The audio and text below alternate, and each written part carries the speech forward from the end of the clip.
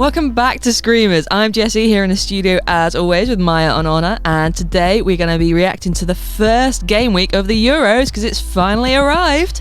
Shall we get stuck in? Let's.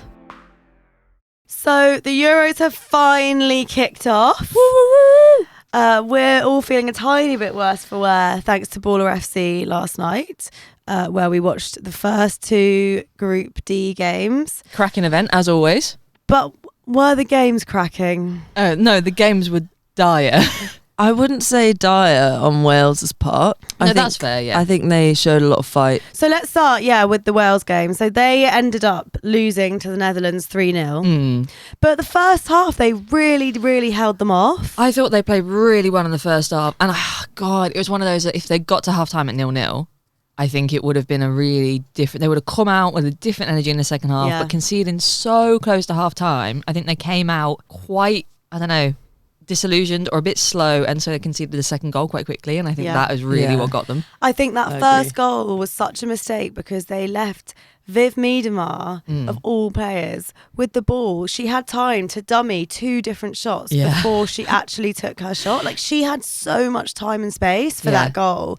But it was so unlucky because Wales had been on the offence so much in that first half. It looked boiling hot. Yeah. They did look run ragged, to be fair. Yeah. And it was the last minute of the extra time that she scored him. Yeah, that's the risk as well, though, when you go all out in the first half. Just thinking, it was a very valiant display, but going all out like that just means that you are going to lose your legs. And then it's in those weak moments right before the half where your mind is already starting to wind down. I can kind of understand them having made the mistake of giving a Viv a bit more space, because also she wasn't having her best game for that first half. A really heavy touch, kept letting balls escape her. So I kind of wonder if it was just maybe tiredness at the end of the half and thought, well, we've managed to, because their defence, I thought Wales's defence was for the most part was really good and was doing really, really disciplined. Even when they were getting beaten down the wing, I think it was down the right wing, they were maybe getting a bit more joy. Netherlands, they were still doing there's so many clutch tackles and there were blocks, and Olivia Clark had that fantastic save and then got absolutely bodied. I'm not sure who by, but I was oh my God, that's a foul on the keeper if I've ever seen one. And it was just really, really unlucky to concede when they did, because I think it took a lot of wind out their sails. Totally, because then it just seemed a lot easier for the Netherlands in the second half in a way that they hadn't been able to get through in the first half. Yeah, you could see they were getting frustrated and not being able to break Wales down, and then when the floodgates opened a little bit, I think 3-0 is still pretty respectable. You were saying on it yesterday, 3-0 is respectable, 4-0 starts to go into a bit of a battering. But I think 3-0, it's a really good Netherlands side when you look at those players on paper. And also their experience. They've won this tournament 2 tournaments ago. And we can't forget this is Wales' first fixture in their first international tournament. To be able to come out and put on that display, especially in the first half, is actually so impressive. I really, really wanted them to get a goal yesterday. I feel like if they brought on... Bjorn Morgan has pace for days, and I feel with the heat and it's not the fastest Dutch backline, and Dominic Janssen looked a little bit sketchy at points. I feel like if they brought on somebody who could have just run at her a bit earlier, they might have had a bit of joy in sort of the tired stages of the game. But Wales go again, because France don't look all-conquering at all, so I'm sure that'll be a lovely match for Wales. And also a shout out to Viv Miedema, who scored her 100th international goal, which is epic. Or her 0 goal, if you look at the celebration afterwards. Her V. I don't know what Kasparov was doing. She just needed to do this. I think she needed to do one. And she apparently they practiced it where Kasparov was meant to be the zeros, and then they got it the wrong way. The wrong around. But she wasn't even doing what zeros. Did she do? She did I think she it was held Viv. up 9 fingers. I said to Honor, I thought she was trying to do VM. Oh, I think she was spelling out Viv. Oh, she was spelling out Viv. She was spelling out Viv. But also, I see. In the most perfect Kasparov way of also being able to just put 2 fingers up at the camera. Oh, that's Viv. She did Viv. VIV, VIV. Okay, Jessie, thank you for solving that, because I was like, what on earth is she doing? At one point I thought, is she doing some really complicated Roman numerals? Viv 00. That's so funny. Viv 00. So with that goal, 100th goal, she becomes the first Dutch men's or women's player to hit 100 senior goals, which is some stat in it. But yeah, the other group game of the day. Dear oh dear. Dear oh dear. England, a slightly ignominious start to our Euros defence. The first ever reigning champion to lose our opening group game. Oh, this was just... It was very painful for me the because first sort of 10 minutes, me and Honor were looking at each other being like, wow, we look incredible. Good. No one's going to get past us. I really just think that goal being disallowed absolutely changed the trajectory of the game for us, which it shouldn't have. Yeah. But it did. I think before that we were flying. We were playing with so much fluidity, really good passing, just like everything looked good and sharp. Yeah. I thought the goal was great. Yeah. It's the tiniest margin. The outside of a heel and an inch of a shirt sleeve. Both of which, you know. I'm sorry, it's just very annoying. Yeah. And then, when that was disallowed, it kind of felt like England started to panic. France felt relieved, took control back. Yeah. After that first 10 minutes, there wasn't a single part of the pitch where I think England came out best. No. We were second to every ball. We were sloppy in possession. Yeah. Our midfield was just non-existent. God, our passing was some of the worst I've seen from us for a long time. Yeah. Like, it was so sloppy. We were losing possession left, right and centre. It's just like there were so many like half-assed balls. Like, no, we've got to be zippy. Yeah. And there were so many where it was just like, what was your plan for that? Yeah. Why did you do that? Like, you could have just taken a second and actually made that count and made that useful. It's like, I know the VAR decision would have thrown them, but like they are, at the end of the day, they've all had VAR decisions go against them. They should have really... Exactly. Apart from Hannah Hampton, who made some good saves, and I don't think you can really fault for either of the... I mean, I did miss the first goal because I was in the queue for the toilet. No, I think she actually put in a really good shift. Yeah. And I think she was being massively let down by the back line. Yeah. And actually by the 100%. midfield. And Yeah, I think Russo acquitted herself well with what she was given to work with, but I was really disappointed with Leah. The amount of those balls that were just going straight to the French midfield. Yeah. Yeah, with Leah Williamson, it's hard because obviously her passing range is a massive asset. But when she's not on her top form and she's still trying those out balls, and you know that every time it's going straight back to the French midfield, it's like, actually, babe, maybe try something different. Try something different. Yeah. Like, we know you can do that on your day. Yeah. But it's not worth the risk. Yeah. She said in her interview afterwards that she felt disappointed in herself because she knew that she'd done some sort of like panicky emotional defending that hadn't been part of the game plan. I mean, I think you could really see that. Like, the back line just did not look organised at all. I think it's the second goal. Oh, God, it did my head in because I think it's Lucy Bronze loses her player and then Leah comes across to cover and is standing her up. And then Lucy charges through in front, like between them. That's like defending 1-on-1. You don't, if you lose a player, you come around the back of the player who's stepping to cover you. Apparently Lucy Bronze lost all 6 of her 1v1 duels yesterday. Jess Carter, who used to be a pretty fantastic 1v1 defender, was also just given the absolute runaround by Cascarino. Yeah. We were just pathetic, to be honest. We were just pretty pathetic. I genuinely think we started so well. Yeah. I think we did we as looked well. amazing. It was just like a massive kind of like weird knock for everyone, but at the same time, not just that the England players couldn't handle this weird decision or like the goal being taken away. It was like France just had a new lease of life after then. It's like resurrection. We are saved. Like, let's fucking batter them. It's maybe, apparently the French press was quite shocked by A, how well France played, and B, how badly England played. And it's maybe that decision to not take some of the big names is starting to pay off for France. Yeah, exactly. I found it really interesting. I was listening to Tobin Heath and Kristen Press's all Euros preview, and Tobin Heath was like, I love it because those senior players, as experienced as they are and like how much they've won, you know, domestically or Champions Leagues, whatever, they don't have experience of winning as a national team. It's like, okay, easy for Tobin Heath to say that as a USA player, but it's true. Yeah. It's that the experience they're bringing is great experience, but it's not experience of winning a tournament. Yeah. So why not just go and trust the young players? Yeah. Let's see what they can do. I think also the French team, watching them yesterday, they are so fast. Oh my God, yeah. And like, we just couldn't cope with that. No. Like, we don't have, as a squad, speed is not one of our top assets, I would say, apart from sort of Lauren Hemp. I used to think Jess Carter was really quick, but she was getting beaten yesterday. Yeah. Lucy Bronze isn't as fast as she used to be. Leslie Rousseau is not a super quick forward. No. And it was just really playing to France's advantage. Like, it was like they had like 11 Chastity Grants. Like, it was crazy. I was thrilled to see Michelle Agiman come on. But I do think that maybe Aggie Beaver-Jones would have been for the pace that she can bring. And she's like very direct, and she's like a different kind of number 9. I think Aggie should have come on when we did that triple sub. Yeah. I actually thought Michelle Agiman coming on, she looked more convincing to me than a lot of our players had looked for that 5 minutes she was on, to be honest. It did actually seem she was going to make something happen. Yeah. But I agree. I really wish that Serena had brought on Aggie. It's a weird stat now, isn't it? That every time that Michelle has played for the England senior team now, we've scored within a minute of her being subbed on. And it was quite a hit from Kira Walsh, I know. of all people. Well, now she's got her first goal. She's like, guys, I'm just going to always take the shot. Yeah. It's kind of like that player, the defender or the defensive midfielder, who is just like, oh, fuck it, I'm bored. Yeah. Like, let's put an end to this. Yeah. And scores a banger. I'll do it myself then.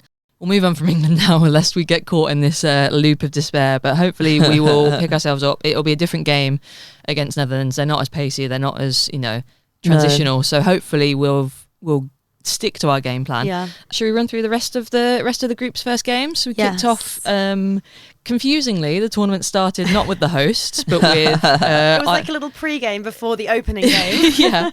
Iceland versus Finland, which won't go down as a classic for the ages. No. Neither team looked particularly exciting, but let's just say they're growing into it. It was a 1-0 win for Finland in the end. Yeah, I just thought the standard looked pretty poor on the whole for both teams.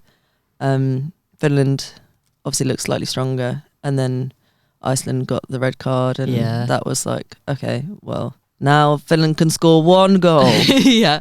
Beautiful Crazy. Woso heritage to get the first red card of the tournament in the first game. And that was a banger as well. That was a screamer, the Kosola goal. A lot of the goals in this first batch of matches have been screamers. Yeah, we're overflowing with screamers. The cup overflower. And then we were all in the pub together to watch what should have been the opening game of the tournament, which was Switzerland. So weird. So strange. Switzerland versus Norway. I thought the Swiss support was absolutely epic. Like, it was unreal. The fans turned out in their numbers. All the videos I was seeing and the crowd, the chanting. Yeah, it was brilliant. Can we also quickly, because we didn't shout out the Red Wall at the Wales game. Oh, yeah. Yeah. Let's revisit the Red They're Wall. apparently the second biggest contingent travelling to Switzerland. Oh, I love that. That's fantastic. I just think it's like so 6,000 or something. Yeah. So amazing. That's cool. There's been a lot of like the Swedish fans as well. Yeah, they looked amazing. Yeah. And actually the Dutch fans looked like they had a big walk up to the stadium. Like, I'm so excited for the vibes we get out there. Excited. I'm so excited. But you're right, the Swiss fans, and I thought some of the football they were playing. New City signing Iman Baini looks very fun. Yeah, I think Switzerland, it was kind of similar story to Wales, in that the first half they were really giving it their all. But to be fair, Switzerland had a lot of chances going forward. Yeah. And then it was like in the second half, Norway remembered why they were there and that they were supposed to play football. I remembered how stacked their squad is. Yeah. And then Hegerberg, the aura. I feel like I forgot how much aura she had. And then she scored that goal. Like, that was a vicious header. Yeah. And then she's like, her celebrations, she's just like crazed. Yeah. And oh my God, wow. And Goosebumps. I know the second goal was a own goal as well, but that is entirely like the fear of both keeper and defender seeing Hegerberg charging onto the end of the cross and thinking, right, okay, I've got to do something here. Yeah. Yeah, exactly. It was so good to see her back. Yeah. It was also that crazy couple of minutes where Hegerberg missed the penalty, and then Switzerland, oh my God, immediately ball was turned over. Switzerland like sprint to the other end of the pitch, win a penalty. I can't believe she missed that penalty. It was such an exciting game, actually. So much happened. Exciting. And then Group B kicked off on Thursday. So we had Belgium versus Italy, the 5 p.m. game. Again, not the most exciting. It's worked out that actually the 5 p.m. games have not been super exciting. Which is great, because they're the ones you have to sort of half watch alongside work. I don't know what you mean. I'm always working really, really hard. Oh, yeah, no, I haven't the ones done we that. missed. Yeah, they're the ones. Yeah, because we're so dedicated. Yeah, it was a. I've got Belgium in the Sweet Six, so I'm just like, come on, guys. I'm not going to win though. I don't think you should hold out. No, it was kind of. I wanted one of those two teams to really put on an exciting show because you feel like it's between one of those two to get out of the group in second. But neither of them looked, I don't know, super impressive. And then the evening game was Spain versus Portugal. A very difficult game for Portugal, both in terms of the opponent, but just the wider context of the awful loss of Diogo Jota and Andre Silva in a freak car accident, and you could tell how emotional the Portuguese players were. Yeah, the players, the fans. It was not it was not a nice situation for them to have to play in. No. It was like quite crazy. They had to sort of pull together and play in that game that day. I'm kind of surprised that It's so difficult with scheduling in a tournament, isn't it, to postpone a game? But I agree with you. It obviously had a huge impact on those players and the fans and probably like all of the staff around the team. So it did feel kind of, I mean, it made the game feel so much more brutal, but also it probably was a lot harder for them. And like, you know, It feels so hard to criticise like things like, Portugal was sloppy in possession, they were losing the ball. It's like, exactly. Their heads weren't in it. Something unbelievably traumatic had happened to them. Yeah. So, I mean, I have to say Spain looked better than I expected. Yeah. Which obviously I should have expected that. But I think I have been thinking for so long that it's going to be an England-Germany final. But then you watch Spain and then you also, having watched England yesterday. And France. Exactly. And France. But Spain looked good. I mean, I think I keep going back to that Champions League final because it is basically the Spain team and thinking like they have so many incredible individual players, but they don't always play together as a team. But that didn't seem to matter that much in this game. No, I think they can score. Yeah. Exactly. I didn't think they played their best game, to be honest. I thought they were a bit rushed, didn't look as composed on the ball, but they just didn't need to be with Portugal playing the way they were. So I'll be intrigued to see Spain maybe in the later stages of the tournament because I don't think Belgium or Italy are going to offer them a huge challenge either. Esther Gonzalez, man, what a goal. That was my fantasy near miss. Why did I take her out? Yeah, that was... I don't even understand how the touch off her shoulder to like control the lofted ball and then like crazy outside back heel kind of. It was like watching those football skills video. It's like not something that people usually do on a pitch. It's just like, you know, that's what people who just do tricks do. Yeah, and I think she gets not overlooked, but I think people don't, when they think of like the greats of the Spanish team, they don't necessarily think of her because she plays in the NWSL and is maybe sort of out of the general focus of European football fans. I think fans. Also that is what happens when you have a team like Spain where everyone is a star. You actually, like, people go under the radar who are just absolutely incredible. Yeah. I think it was very good for Gonzalez to get out of Real Madrid. Yeah, been a good move. She's been doing very well. And then Group C on Friday, the early game was Denmark versus Sweden, which was, again, I think all of the early games until Saturday were 1-0 wins. Yeah, a bit of a snooze fest. Yeah, it's like the teams realised that they were going on like in the day, like, fine. Maybe because it's so unbelievably boiling. Yeah, I think they do look quite slow. They do, and then it's cooled down by the evening, so they can play normal football again. Yeah. Apart from if you're England. Yeah, I mean, any heat is too much for our pale girls. I thought, Sweden kind of made hard work of that 1-0 win. Yeah, they did. They're another team that on paper, when you look at their players, should be doing a lot better than they do. So I wasn't particularly impressed with their performance, but they might grow into the tournament. Yeah, and I thought Denmark fought valiantly. Yeah, it'd be really interesting to see. I think the Denmark-Poland game will be interesting because I also thought, despite the scoreline, and we'll get into how great Germany were, but I was really impressed. I have not watched the Poland national team a lot. I was so impressed with their defensive structure and how well organised and well drilled they were. Like Germany were having no joy for a lot of that game. Yeah, and I think we went into it maybe I'm only just speaking for myself, thinking like they have this one star player and that's kind of what they're going to do. But actually, they were so organised and so compact. But I think sometimes that is what happens in national teams where maybe they don't have that top quality, a bit like Wales, is they put so much into making sure they're organised and everyone knows what they're doing. And it really pays off. Yeah. And it makes for such a good tournament. There were so many incredible blocks, so many incredible tackles, and it really did take 2 moments of kind of individual brilliance to unlock them. Yeah. And that individual brilliance comes packaged in Eula Brand, who I've just decided is also a player that you cannot just surname. You've got a full namer.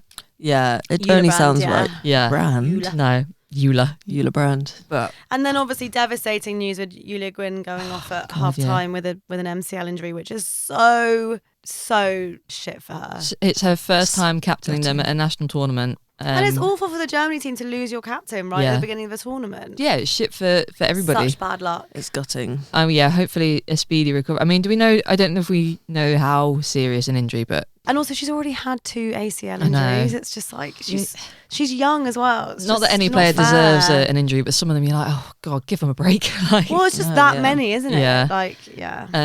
But yeah, Eula Brand. Oh my God, that goal. The shimmy, the power.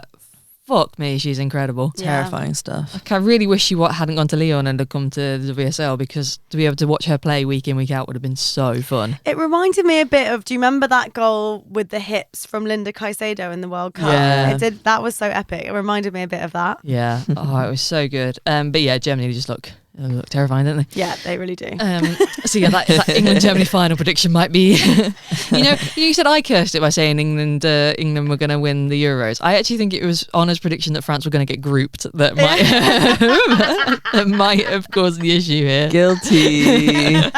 I was like, France were going to be all messed up and they're going to bottle it, blah, blah, blah. And then I was turns out it was England. I think Tobin Heath is right. France are going to win. You heard it here first. So enough about the Euros, which is not all-consuming, because WAFCON has just kicked off yesterday with the opening game of the hosts Morocco 2, Zambia 2. So it's really quite exciting.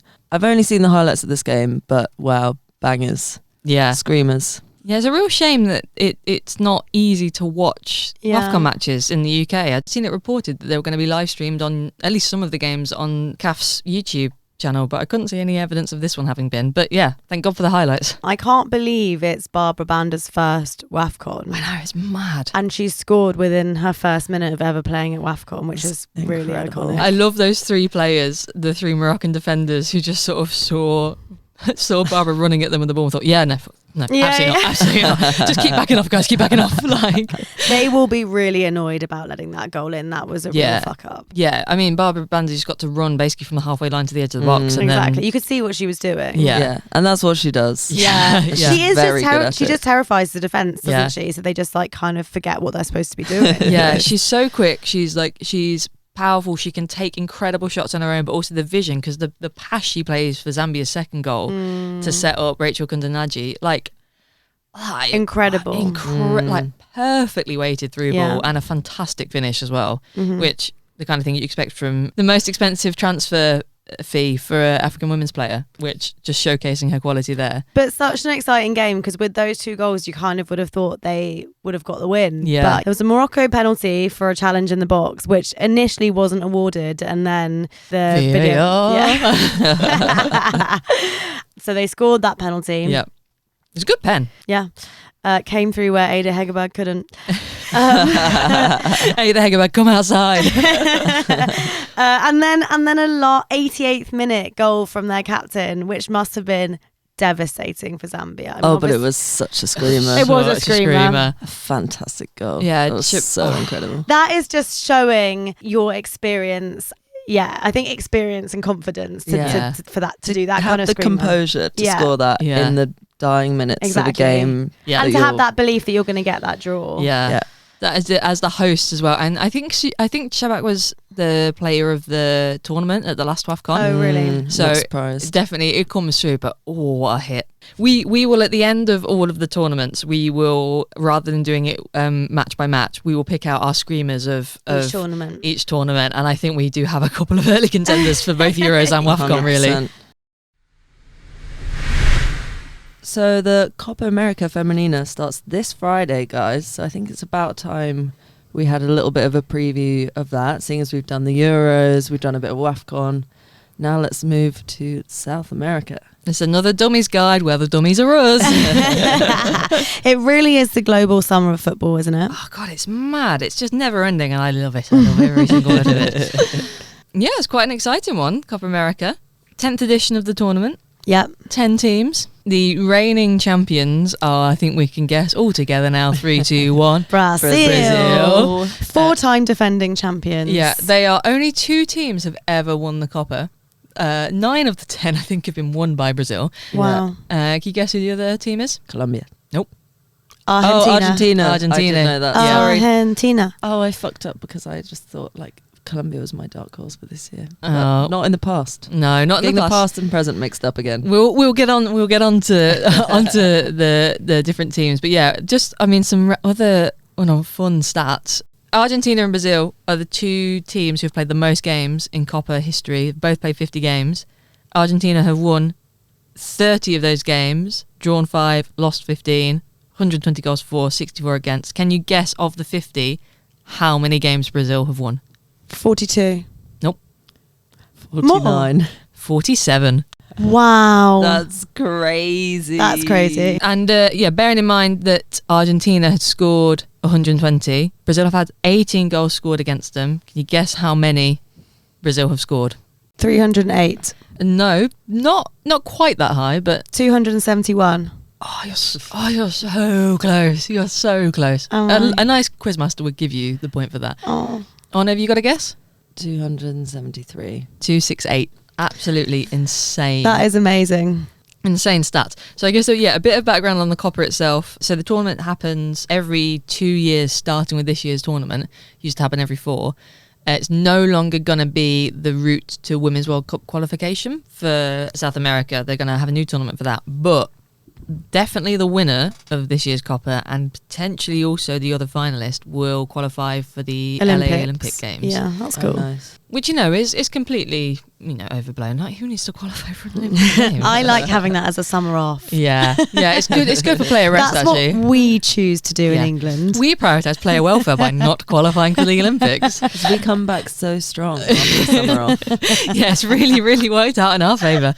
So it's 2 groups of 5, of which the top 2 go through to the semis. And then final. And in 2019, I guess this is also why maybe we've seen the growth of the women's game in South America recently. You know how we talk about England, that the game was held back for 50 years because it was banned. It's been a similar story for a lot of FAs in South America as well. A lot of instances where women's football was banned for sort of 30, 40 years. And in Brazil, I think it was for 40 years that the women's team was banned. A lot of the teams had their first ever international matches at the first Copa. In 2019, CONMEBOL introduced a rule that if men's teams wanted to be eligible for the Copa Libertadores and Sudamericana, they needed to have a women's team as well. So I think it's really spurred on the funding. That's so good. Yeah. I mean, there's still obviously massive disparities between how much FAs are supporting the teams. There's been complaints from various national teams about the level of support they get. But I think that's quite a good standard to enforce across the whole system.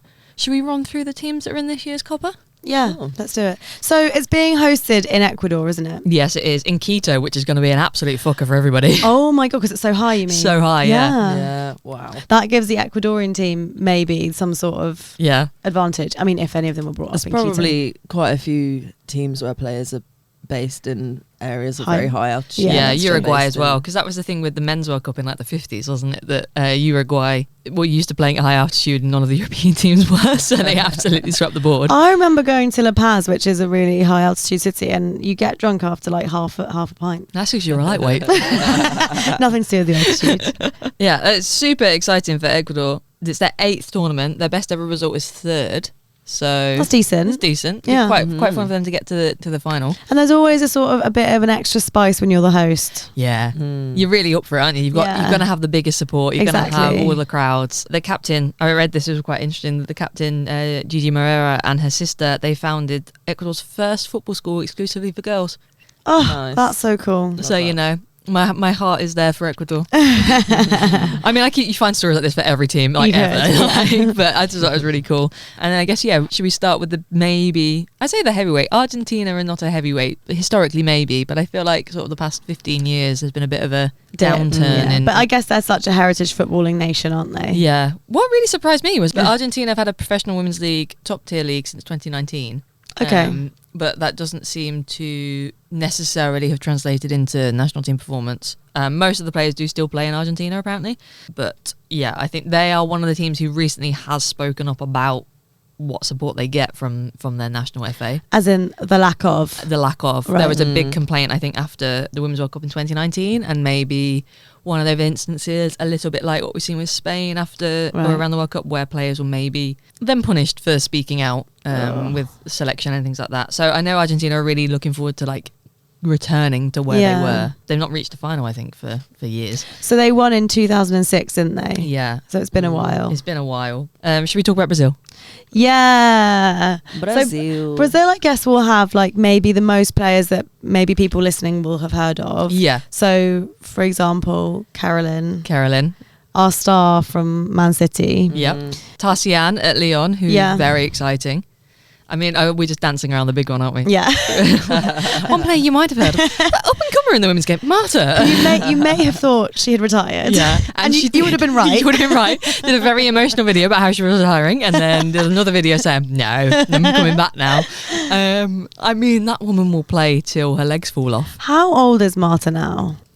39. I want to say, yeah. Which is phenomenal to still be, not just still be playing, but to be playing at the level. Absolutely amazing. She's still, her vision, you watch her play in the NWSL, and man, the impact she still has. Yeah. You're right. It's the creative vision that she has that sets her so apart. Yeah. Well, I mean, it's everything really, but it is really interesting what will happen when she does finally officially retire. I know. No one's going to believe her next time, though. Yeah, I'd be like, yeah, sure. We've cancelled the leaving party because she's coming back. I guess she's a similar figure in terms of a figurehead for the current team as Wendy Renard was for France. Yeah. And France have been fine, though. France have been fine without Wendy.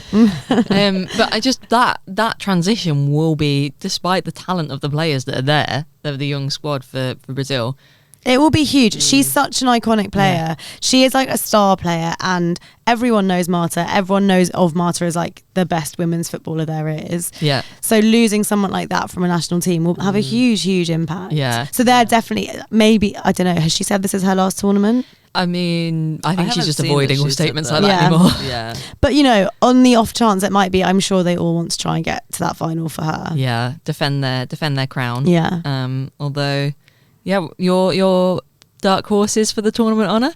Yeah, well, I don't know about dark horse because they have reached the final a few times. They were runners up in 2022, I think. Yeah, they were runners up in the last edition of the tournament. But I think Colombia are in with a shot. Yeah? I think Brazil have been really impressive recently. I think ever since the Olympics last year, I was really impressed with their performances, and then since then they seem to be going from strength to strength. Yeah, beating the USA, obviously also losing to the USA, but yeah, they're looking dangerous. But I think Colombia have some great players. Probably after Brazil, the team that have the most recognisable names. Yeah, so absolutely. Of course Linda Caicedo, our fave, as mentioned earlier, Mayra Ramirez. Yes, Snap. our queen. And let's not forget, who could she be about to say? Could it be a West Ham player? Manu Pavi. And Carabelli, who I think is still at Brighton. Yeah, and Brighton have just signed another Colombian defender, actually. Yeah, Manuela Catano. Oh. More Latin Americans in the WSL. More Brazilians, more Colombians. Quite a stacked squad, although maybe it's not been the best run up to the tournament. Of their 6 matches they've played this year, they've won 2, lost 3, and drawn 1. So it's not the form you want to go into a tournament with. It's another team where it's kind of growing really, really quickly. Yeah. I mean, historically, they've probably had a bit more infrastructure in place than other Latin American teams. Yeah. But yeah, they have so much talent. They do feel like maybe not heavyweight, not the right word, but the two teams, I think if you don't watch Latin American, South American football a lot, I feel like Brazil and Colombia are the two teams that we've seen the most on other world stages recently. Yeah. So it's quite exciting. Then elsewhere we have Bolivia, a team that's sort of like Argentina, mostly comprised of players who still play in Bolivia. I think feels like the real disparity looking through a lot of these squads, where you have teams like Brazil and Colombia, where a lot of their teams play abroad. A lot of their players play abroad. That you have other countries where their teams predominantly are playing in their professional league at home. But it is a different, what we always say about America, isn't it? When they went through that period of only ever playing in the NWSL. Exactly. Yeah. There's a limit to how much teams can push on and how competitive it gets. But it's quite nice for teams to consistently be, qualifying for the Copa. Bolivia have played 2 friendlies in 2025 and lost both of them, and also all 6 games in 2024. So I feel like maybe not a front runner, let's say. Favourites. No. Then we've got Chile. They are the only other team after Brazil to qualify for every single tournament, every single Copa. Wow. Interesting. Which we'd assume would be Argentina, but yeah. Again, most of their players are based in Chile, but Anna, can you... Yeah, we've obviously got Camila Saez. Our international West Ham correspondent. The mother of West Ham. It's quite fun to track international teams by which West Ham players they have. Again, they are recently professionalised. I think their top league professionalised in 2022, although less promisingly. I know there's been lots of allegations that clubs in that league have maybe breached sort of labour regulations. So it's on the right trajectory. Maybe not quite there yet in Chile, but strong form coming into the tournament. They've won 3 of their 6 games this year, so quite promising. And then Paraguay have come in maybe the opposite way, having lost 2 of the 4 matches they've played. But you would say historically they've only made it past the groups once, but that was in 2022 when they finished 3rd. So you'd like to think they're going to build on that. Yeah. Their first ever international match was at Copa America in 1998. Wow. In terms of that's crazy. Yeah, a launch for your national team to come in at the top level. And there's the same story for Peru as well. Their first ever international performance was at Copa America in 1998. This is crazy. Yeah. Imagine if that happened for England, like the Euros first ever group game. Off you go. How do you not crumble in that situation? That's so amazing. I guess maybe if other teams are in the same situation. Yeah. It's if there's form. Yeah, and the Peru's domestic league professionalised in 2021 as well. So I feel like we're seeing like a similar trend for some of the nations in the Copa, which is quite exciting. Coming in off the back of 3 losses and a win in 2025. So again, mixed bag of results, which we're kind of seeing all over the place. We've got Venezuela as well, who are coming into the tournament with a decent enough run of results in 2025.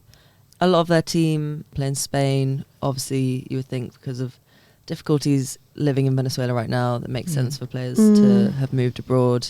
We've got also a few in the NWSL in Australia. And their history in the competition is quite similar to Peru and Uruguay, having achieved 3rd place once, but all the way back in 1991. So we'll see what they can manage to do this year. Imagine that, like being in your history books. Yeah, we were 3rd in 1991 and we won it in 2025. Stranger things have happened. Stranger things have happened. I'm not sure that's the team I'm going to back, but yeah. No, they're not calling to you. No. And then similarly, Uruguay, same story, 3rd place in 2006. Kicking off their first game against the hosts. Yeah, that's massive. That's always difficult. Tough. To be the team that and going to have the biggest support. Yeah, and you're going to have maybe like 5 really loud fans in the stadium. It's not the position you want to be in, is it? No, but I don't know. Yeah, same with Venezuela. I guess Uruguay haven't necessarily placed amazingly. They don't have maybe the quality that teams like Brazil and Colombia are coming into the competition with. So, well, let's see. Anything can happen in a tournament. Anything can happen in a tournament, guys. Since our predictions have been going so well across every other competition, shall we quickly curse another team by saying that who might win the Copa America this summer? Who do you think, Anna? Do you want to go first? I don't want to curse them because they're so close to my heart. I did live in Colombia for nearly a year. And they're who I'm going with for the win. Maybe I don't predict it, but I believe and I hope that they can get their first Copa America win this year. I think it'd be really exciting. They obviously have an amazing squad. Maybe a bit less consistent than Brazil, but anything can happen, and I think they could potentially beat Brazil in the final. I know it doesn't really match up with the shirt, but Colombia are my team. I think, honestly, it is really hard to overlook the talent that Colombia have. Yeah. Like, if I think about the times I've been haunted by Linda Caicedo. Because see her dancing through the fences in my dreams. I really can. And Mayra Ramirez. Yep. So I think you're right. Like, it's really hard to overlook them. But I think Brazil, just with the experience they have, like experience winning, not just taking part, I can't write them off. But I think it will be a Brazil-Colombia final. And I'm happy with my very limited knowledge. I'm happy to predict that. Yeah, I agree. I think that's the one thing I feel fairly sure predicting, that it will be a Brazil-Colombia final. Even though I would love it if, in the spirit of hosting the tournament, like Ecuador made a good run, or like a different team shook it up a little bit. Yeah, I can't really look past Brazil and Colombia making it to the final.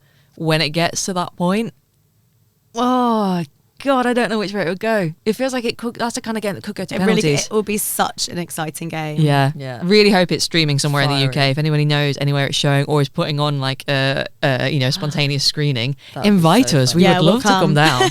But you know what? I'm going even further. I'm saying 2-2 and it goes to pens. But I don't know which way it goes in the final. Wow. Ooh. Wow. Heard it here first. Shall we do a quick little check-in on the Woso Community Noticeboard? Who's got something they want to add? I'm sure everyone has already seen this, but I just wanted to give it a shout out on the pod, which is that it's official that Wales are the gayest team at the Euros. And I love that for them. If there weren't already so many reasons to love the Welsh squad, surely this is another. What is it? Megan Rapinoe said you can't win a Championship without says. gays. Science proofs, yeah. Science proofs. I love it. And I also think it's nice because obviously that's like openly queer players as well. So it's like just really nice to have a team where people are open about their sexuality and out and proud. Obviously no judgment for anyone who is not, but it's very I love cool. that. It's obviously a great environment and we love the gays. I guess another big one that people would definitely have seen, but it's the long rumoured transfer of Ellie Carpenter to Chelsea. Officially, the wives are touching down in London. The Van der Donk Carpenters. It'd be quite interesting to see Ellie Carpenter. I presume she's competing with Lucy Bronze, so it'd be quite interesting to see those two competing for minutes. Might mean that Lucy Bronze doesn't have to play every single minute under the sun for Chelsea next season. Yeah. She won't like that though. She won't. No, she'll hate that. Like that. Yeah, but Sonia obviously really likes Ellie Carpenter. So. Yeah. It is fun for big players to come over to the WSL, and one of which might also be, as leaked by the Man City online kit shop. Oh my God. Is Sydney Lohmann might be joining Man City from Bayern Munich. So crazy. Jealous. She's such a good player. She's such an incredible, and the amount of Bayern fans I saw on Twitter, not pissed off about the transfer, but so pissed off that they didn't get a chance to like say goodbye to Sydney Lohmann. Oh man. Because she's Man so City, well loved. honestly, have got form with leaking it through socials and the shop. How do they fumble it every single time? Do we think it's like maybe deliberate? No, a bit like how the WPLL are always clever. leaking their ideas to see what people think. Like maybe they were in like the cancellation window for the transfer, and like, well, if people don't buy it, then send her back to Bayern. I'll take Sydney Lohmann. I mean, who wouldn't take Sydney Lohmann? Jesus.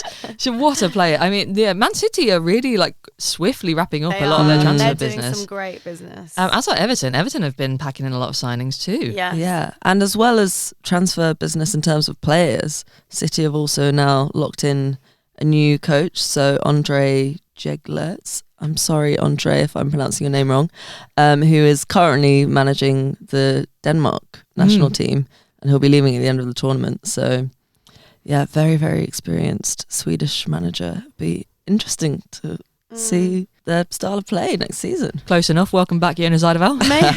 Maybe it will finally be the season they fulfill their potential. I mean, they really, I do think it's due. That just seems like too much to ask. Yeah, but they've got to come away with a trophy next season. Always the bridesmaid, never the bride. The players that they have, I know. They've got to come away with something. That has been the case for the last few seasons. But yeah, I guess they have had a huge number of injuries, but they have been bottling it. Like 2 seasons ago, when they literally had the title in the bag, and then you'd be sick, wouldn't you? Mycena Blackstenius. You'd be sick.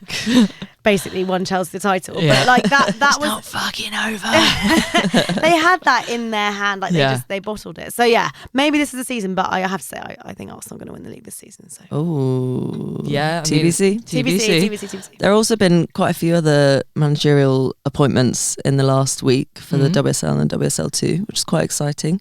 So Jo Potter, who I love, from Rangers to Crystal Palace. Yeah, nice. That would be cool to see how she gets on.